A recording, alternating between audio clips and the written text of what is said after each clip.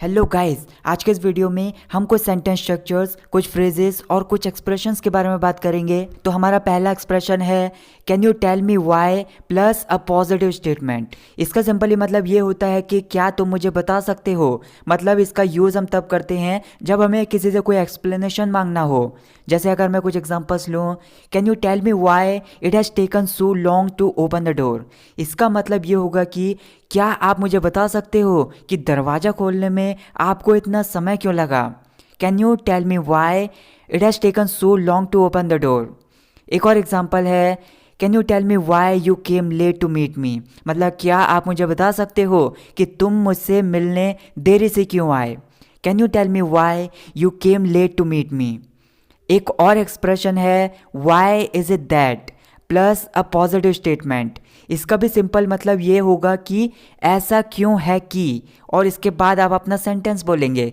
इसका भी यूज़ हम तब करेंगे जब हमें किसी से कोई एक्सप्लेनेशन मांगना हो।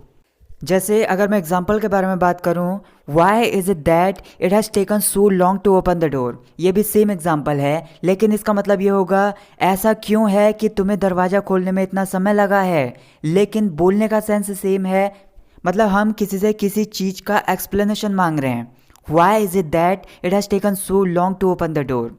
एक और एग्जाम्पल है why is it that you have got into habit of drinking alcohol. मतलब ऐसा क्यों है कि तुम्हें दारू पीने की लत पड़ गई है।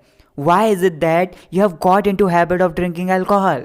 गाइस, मैं आपसे कुछ पूछना चाहता हूँ। मैं सोच रहा हूँ कि मैं अपना एक व्लॉगिंग चैनल स्टार्ट कर दूँ। आप इस बारे में क्या सोचते हो? आपका जो कुछ भी सजेशन है, आपको किस टाइप के व्लॉग्स वहाँ पर चाहिए, मुझे कमेंट करके ज़रूर बताइए। नेक्स्ट एक फ्रेज़ है इन माई ओपिनियन। इसका यूज़ हम तब करेंगे जब हमें अपनी राय किसी सिचुएशन में व्यक्त करनी हो। मतलब मेरी राय से ऐसा हो सकता है या फिर मेरे ख्याल से ऐसा करना चाहिए। तो जैसा अगर मैं एग्जांपल लूँ, in my opinion we should exercise daily. इसका मतलब ये होगा कि मेरे ख्याल से हमें रोज़ एक्सरसाइज करनी चाहिए, या फिर मेरी राय से हमें रोज़ एक्सरसाइज करनी चाहिए। In my opinion we should exercise daily. In my father's opinion we should not go to party at night. मतलब मेरे पापा की राय से या फिर मेरे पापा के ख्याल से हमें रात को पार्टी में नहीं जाना चाहिए। In my father's opinion we should not go to party at night. In my opinion you should not insist for buying a mobile. मतलब मेरे ख्याल से तुम्हें मोबाइल खरीदने के लिए जिद नहीं करनी चाहिए। In my opinion you should not insist for buying a mobile. Next phrase है कांट हेल्प। इसका सिंपली मतलब ये होगा कुछ करने में अपने आप को रोक ना पाना। जैसे अगर मैं कुछ बोलूँ I can't help loving you, इसका सिंपली मतलब ये होगा मैं तुमसे अपने आप को प्यार करने से नहीं रोक सकता। I can't help loving you. She can't help having chocolates. मतलब वो अपने आप को चॉकलेट्स खाने से नहीं रोक सकती। She can't help having chocolates. I know I should not eat sweets when I am stressed but I can't help it. मतलब मैं जानता हूँ कि जब मैं स्ट्रेस रहता हूँ, जब मैं तनावयुक्त रहता हूँ तो मुझे मीठा नहीं खाना चाहिए, लेकिन मैं अपने आप को मीठा खाने से नहीं रोक सकता। I know I should not eat sweets when I am stressed but I can't help it. Mom can't help scolding अस। मतलब मम्मी हमें डांटने से अपने आप को नहीं रोक सकती। Mom can't help scolding us. Next one is I differ with you. इसका सिंपली मतलब ये होगा कि किसी से समानता ना रखना। मतलब आप अगर किसी से ऐसा कहते हो आई डिफर विद यू, इसका मतलब ये होगा कि मेरी राय तुमसे नहीं मिलती है या फिर मेरी राय तुमसे अलग है। जैसे कुछ एग्जांपल्स हैं, आई differ with you on that question. मतलब उस सवाल पर मेरी राय तुमसे नहीं मिलती है या फिर मेरी राय तुमसे अलग है। I differ with you on that question. एक और एग्जांपल है I differ with him that all politicians are corrupt.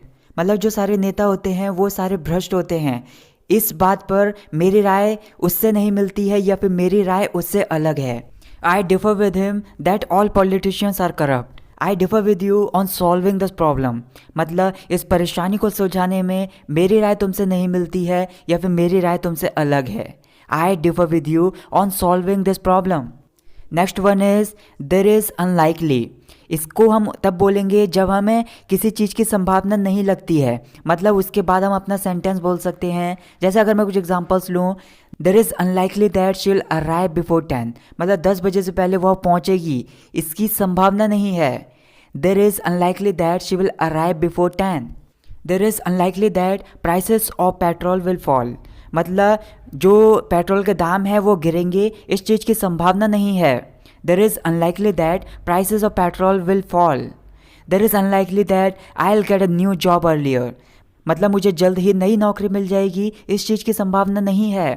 There is unlikely that I will get a new job earlier. See no objection, ये simply एक idiom होती है। इसका simple मतलब ये होता है कोई आपत्ति ना होना, या फिर किसी के साथ कोई या फिर किसी चीज़ के साथ कोई ऐतराज़ ना होना। मतलब किसी को कोई परमिशन देने के लिए इसका यूज़ कर सकते हैं। जैसे अगर मैं कुछ एग्जांपल्स लूँ, I see no objection to your proposal, मतलब मुझे तुम्हारे प्रस्ताव से कोई ऐतराज़ नहीं है या फिर कोई आपत्ति नहीं है। I see no objection to your proposal. Do you see objection to my idea, मतलब मेरे विचार से क्या आपको कोई आपत्ति है, या फिर मेरे विचार से क्या आपको कोई ऐतराज़ है। Do you see objection to my idea.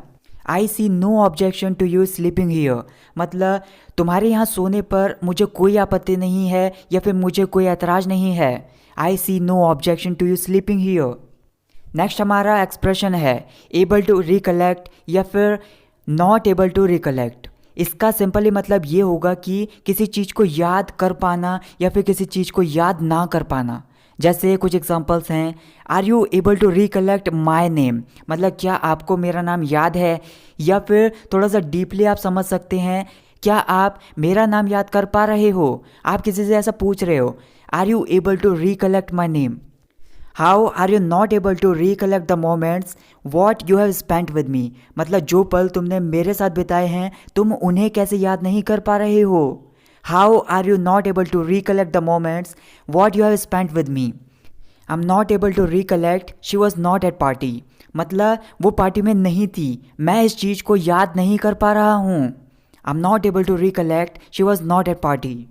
Next एक फ्रेज है बाय एनी मीन्स। इसका सिंपली मतलब ये होता है कैसे भी करके या फिर किसी भी तरह से। जैसे अगर मैं एग्जांपल लूँ, give me 10,000 rupees bye any means, मतलब कैसे भी करके मुझे 10,000 रुपये दे दो, या फिर किसी भी तरह से मुझे 10,000 रुपये दे दो। Give me 10,000 rupees bye any means. Finish it by any means by 2 o'clock, मतलब कैसे भी करके इसे 2 बजे तक ख़त्म कर दो, या फिर किसी भी तरह से इसे 2 बजे तक ख़त्म कर दो। Finish it by any means by 2 o'clock.